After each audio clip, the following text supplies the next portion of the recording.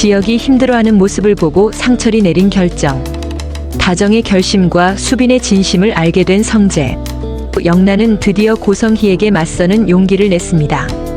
한편 은호가 간이식을 고민하는 순간 지혁이 나타나죠. 지금부터 그 이야기 속으로 들어가 보겠습니다. 여기서 잠깐 구독과 좋아요 부탁드립니다. 영상을 만드는데 힘이 됩니다. 투자자들이 갑작스레 투자 철회를 하며 지역의 사업은 위기에 빠졌습니다. 꿈에서도 나타났었던 상철의 촉은 예상대로였습니다. 그만큼 아들을 걱정하는 마음이 컸던 상철이었죠. 지역은 깊은 낙심에 빠져 집안에만 머물렀습니다.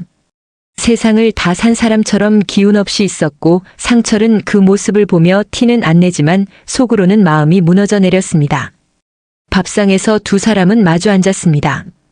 상철은 지역에게 조심스레 말을 건넵니다. 세상 끝났냐? 꼴이 왜 그러냐? 지역은 무심한 듯 아버지에게 말했죠. 아버지, 이런 제 모습 보시니 시원하시겠어요? 상철은 단호하게 답했습니다. 너 같으면 시원하겠냐? 아들놈이 이렇게 등신짓을 하고 있는데 기어서라도 산을 넘어가야지. 믿져야 본전이라는 말도 모르냐? 그 말에 지역은 놀랐습니다. 예상과 다르게 아버지의 말이 따뜻하게 느껴졌기 때문입니다. 두 번이나 힘든 시기를 보내는 지역이기에 가족들은 그런 그를 지켜보며 속상해했죠. 상철은 뒤에서 가족들에게 최대한 지역이를 배려하자고 말했습니다. 지역은 아버지의 그런 모습을 우연히 보게 되면서 왠지 모르게 마음속에 따뜻함이 채워지고 있었습니다. 그리고 지역은 조금씩 힘을 내 일어서려 합니다. 며칠 후 저녁 상철은 지역의 방으로 들어가 통장을 내밀었습니다. 지역이 위기에 빠진 순간부터 고민했던 상철은 지역을 도와주기로 마음먹었죠. 이거 받아. 이걸로 조금이라도 해결해봐. 한번 시작했으면 끝을 맺어야지. 시작만 하고 그만두긴 아깝지 않냐. 경험으로 삼고 기어가더라도 다시 일어서는 거야. 지역은 당황했죠. 아버지, 이게 무슨 돈이에요? 제가 받을 거라 생각하세요? 이게 어떤 돈인데요? 상철은 진심을 담아 말했습니다. 내가 유학 못 보낸 거 미안했다. 그때의 값이라고 생각하고 받아라. 그리고 그때 그렇게 상처받았으리라고 깊게 생각 못했었어. 이제 그만 잊었으면 좋겠구나. 지역은 눈시울이 붉어졌습니다. 그 순간 아버지의 진심을 느끼며 감정의 골이 조금씩 메워져 갔죠. 아버지, 정말 감사합니다. 꼭 일어서서 보답할게요. 상철은 말했습니다. 갚으라고 준 게 아니다. 널 위해 준 거야. 두 사람 사이 벽은 서서히 낮아지고 있었습니다. 다정은 시어머니의 제안을 떠올리며 하루 종일 고민했습니다. 그래, 아버지, 우리 집으로 모셔야겠어. 그녀는 결국 마음을 굳혔습니다. 다정은 상철에게 조심스럽게 말을 꺼냈죠. 지역 아빠 있잖아, 아버지 말이야. 우리 집에서 모시고 살고 싶어. 상철은 놀라며 물었습니다. 아니, 갑자기 무슨 일이 있었던 거야? 상철의 말에 다정은 금방이라도 눈물을 쏟을 것처럼 슬픈 표정으로 말을 이어나갔죠. 아버지가 나 몰래 우울증 약을 드시고 계셨어. 아버님이 우울증에 걸리셨다고. 상철은 놀란 동시에 죄송한 마음이 들었습니다. 6개월이나 됐대. 내가 자식인데 그걸 모르고 있었다는 게 너무 미안해. 다정은 참았던 눈물이 주르륵 흐릅니다. 우리 아버지, 엄마 치매 병수발 10년이나 하시고 엄마 돌아가시고 나서 11년을 혼자 사셨어. 근처에 사셔도 매일 보는 거랑은 다르잖아. 너무 외로우셨을 거야. 우리 아버지 너무 불쌍해 여보. 상철은 잠시 고개를 떨구었습니다. 그래, 나도 그게 좋을 것 같아. 근데 어머니께는 말씀드려야 할 것 같은데. 다정은 지난번 시어머니가 했던 말을 떠올렸죠. 사실은 어머님이 먼저 말씀하셨어. 아버지께 방 드리고 어머님은 수빈이랑 방을 같이 쓰신다고. 상철은 놀랐습니다. 어머님이 먼저 그렇게 말씀해 주셨어? 그럼 당장 모셔와야지. 그 말을 들은 다정은 무거웠던 마음이 좀 가벼워졌습니다. 지역 아빠 고마워. 저녁에 가족들이 모두 모인 자리. 외할아버지가 지금 좀 편찮으셔. 그래서 같이 모시고 살게 됐으니까 그렇게 알고 있어. 놀란 수빈과 지화는 물었죠. 외할아버지 많이 편찮으셔?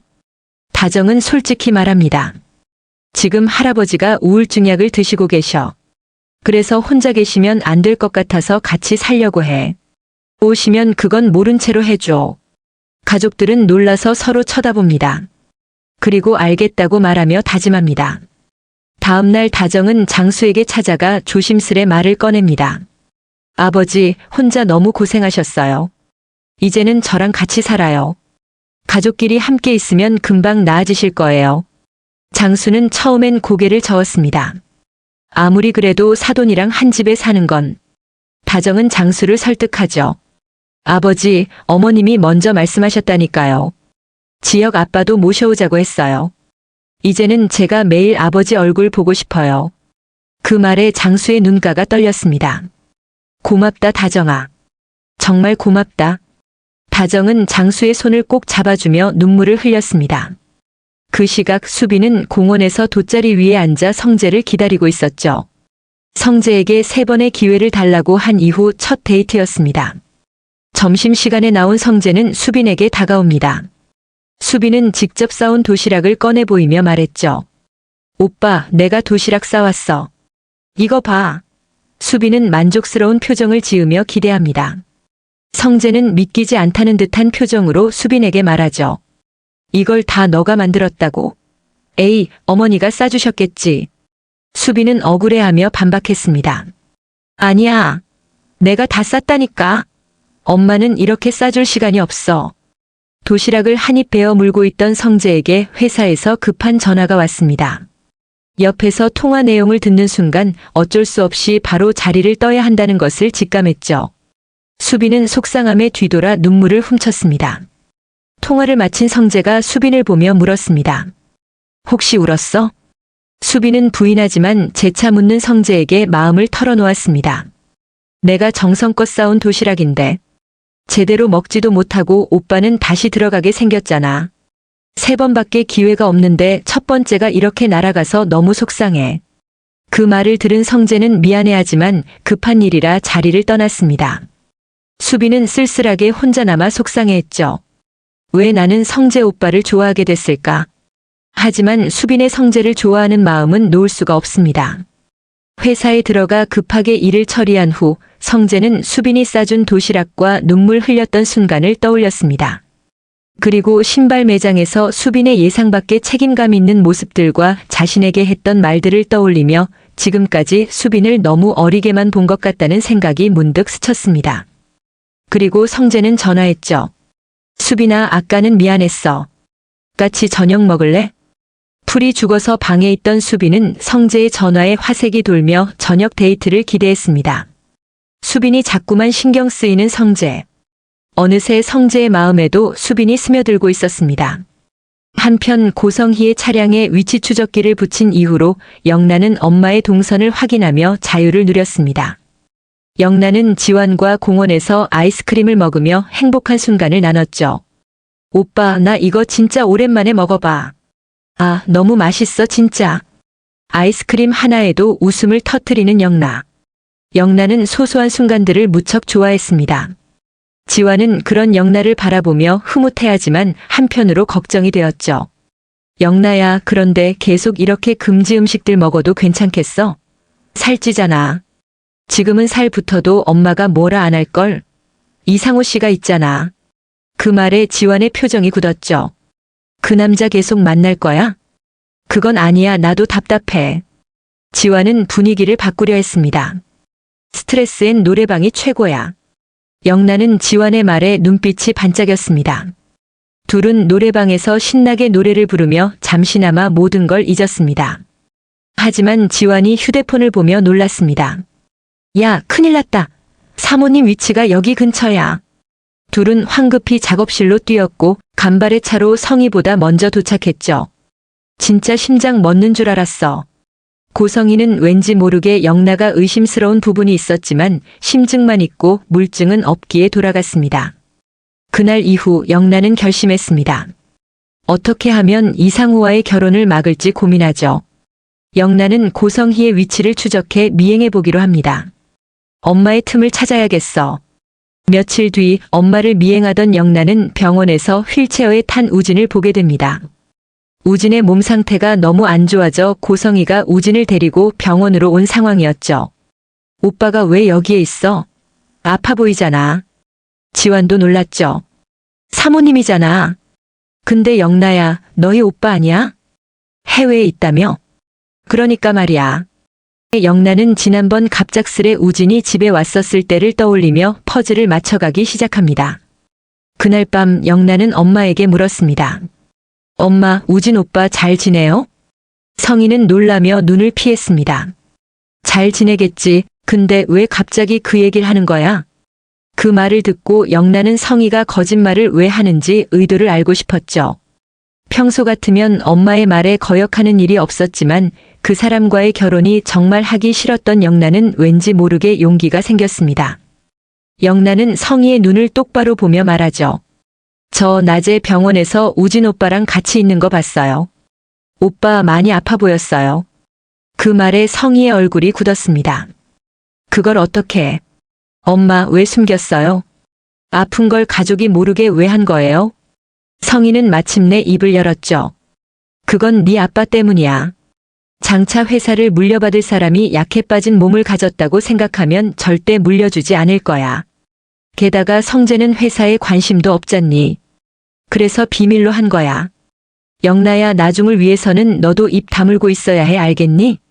영나는 우진 오빠가 아프다는 것에 우선 놀랐지만 엄마의 속내를 알고 나니 더 말할 용기가 생겨났죠. 엄마, 저 사실 그 사람과 결혼하기 싫어요. 저랑 어느 것도 맞는 게 없어요. 평생 같이 살 사람인데 결혼은 제가 좋아하는 사람과 하고 싶어요. 영나의 말에 고성이는 언성이 높아집니다. 지금까지 엄마가 했었던 얘기는 다 어디로 들은 거니? 그 비밀은 지킬게요.